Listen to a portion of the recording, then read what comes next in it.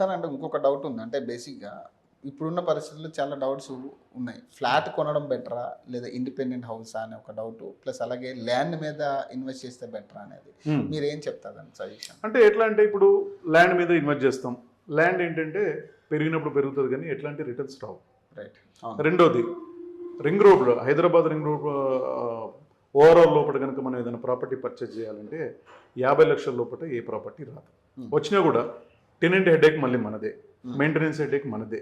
ఇక్కడ మా ప్రాపర్టీలో ఏంటంటే 33 lakhsకే మేము ప్రాపర్టీ ఇచ్చి టెనెంట్ హెడేక్ అంటే మేమే అది మొత్తం చూసుకుంటా ఉన్నాం. At the same time all maintenance maintained by company only.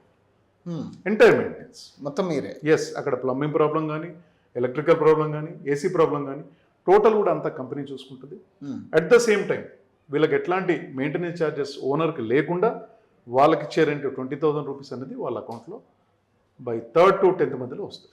A budget నుంచి అవైలబిలిటీ ఉంది సార్ మీ దగ్గర? మినిమం మా దగ్గర వచ్చేసి 33 lakhs అండి. 33 lakhs ఒక మోడల్ ఉంది, 52 lakhs ఇంకో మోడల్ ఉంది. అది 2 bedroom. ఓకే. దానికి మళ్ళీ రెంట్ పెరుగుతుంది. దానికి 52 lakhsకి వచ్చేసి 32,000 రూపీస్ రెంట్ ఇస్తా ఉన్నాం ప్రతి మంత్. ఎస్. ఇది కొత్త కాన్సెప్ట్ యాక్చువల్ నేను వినడం కూడా. ఎందుకంటే బేసిక్గా నేను కూడా అంటే వీటిని ఓ రకంగా మనము గచ్చిబౌలి ప్లస్ హైటెక్ సిటీ వైపు కనుక తీసుకుంటే సర్వీస్ అపార్ట్మెంట్ అని చెప్పేసి అంటారు, స్టూడియో ఫ్లాట్స్ అని చెప్పేసి అంటారు.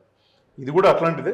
బట్ ఏంటంటే మనం డిజైన్ చేసిందంటే పిలిగ్రిమ్స్కి యూజ్ అయ్యే డిజైన్స్.